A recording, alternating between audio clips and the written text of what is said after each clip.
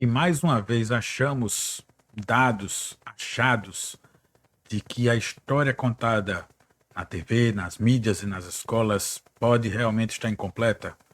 Será que o pesquisador Matthew Lacroix achou algo que pode ser a prova de tantos outros pesquisadores de uma civilização que existiu antes da Era do Gelo e que foi completamente esquecida, exceto por poucos e alguns mitos espalhados ou algumas ruínas pelo mundo? Vamos avaliar essa questão e trazer para vocês algo que eu encontrei numa reportagem que entrevistou esse pesquisador na internet. Basicamente, nós estamos falando de símbolos que não deveriam existir, de uma civilização com data de 40 mil. Olha só, as pirâmides estão ali pelos 5 mil anos. Estamos falando de uma civilização de 40 mil anos.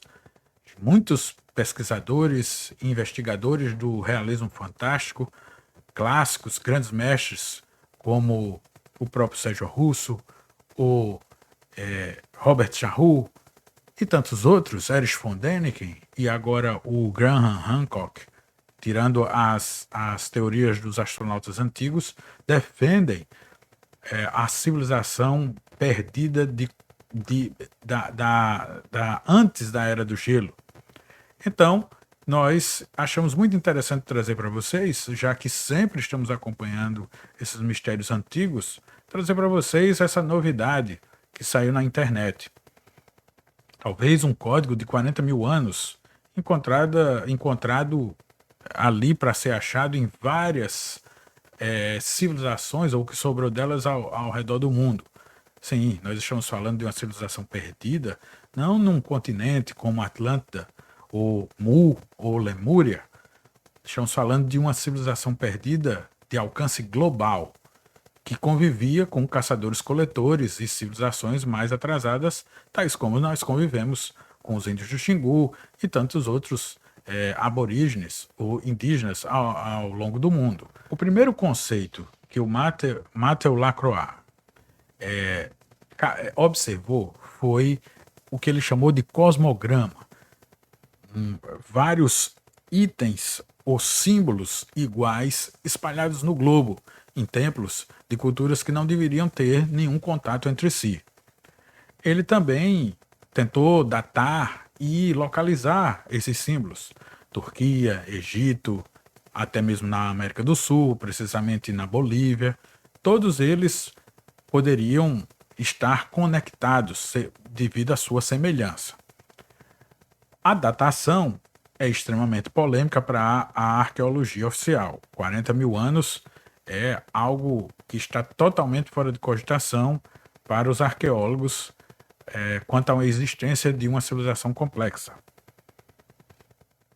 E mais ainda, o Matthew ele escreveu sobre símbolos que parecem um aviso cósmico sobre catástrofes ou cataclismos que, vez ou outra, poderiam naturalmente ocorrer a nível planetário aqui na Terra.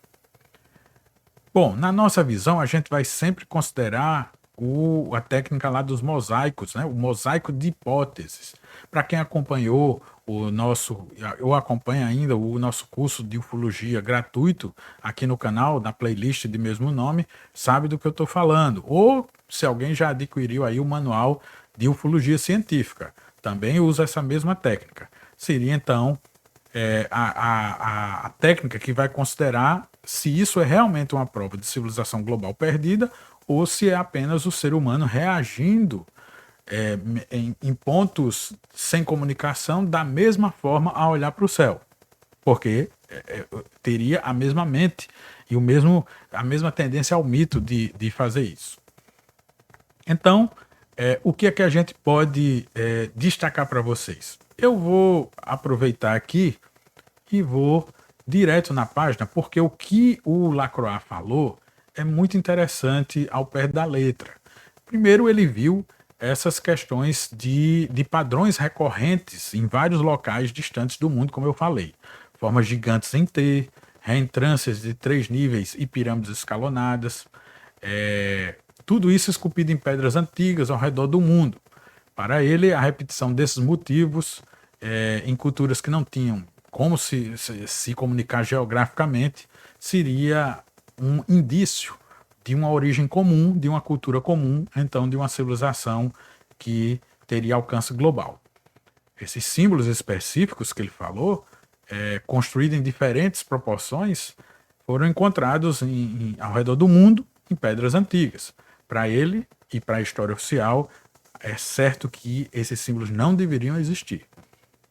São muito idênticos, muito semelhantes para atribuir a uma coincidência de pessoas olhando o céu e chegar à mesma representação, à mesma figura. Então, de acordo com o pesquisador, os símbolos aparecem, né, desde da região onde ele começou a estudar, que é o Lago Van, lá na Turquia, até sítios da América do Sul e do Camboja.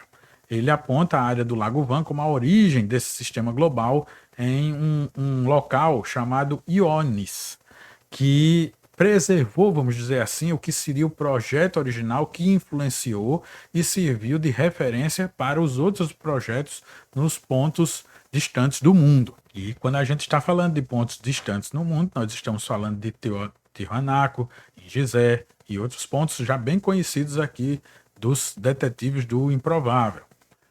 Então, um dos artefatos centrais que o Lacroix citou é o relevo de Kefakalesse, uma escultura em basalto que, segundo ele, mostra exatamente essa iconografia que é vista junto ao Egito, muito parecido com o que tem na América do Sul e em outros povos, como a gente referenciou. E essa forma de ter é muito recorrente realmente. A pirâmide escalonada, por exemplo, com 3 portas, que vemos em várias situações, tanto em civilizações egípcias, babilônicas, sumérias e pré-colombianas. E, claro, a figura do leão, né? O símbolo do leão seria um dos símbolos desta civilização, que teria ele como a simbologia de um guardião deste código.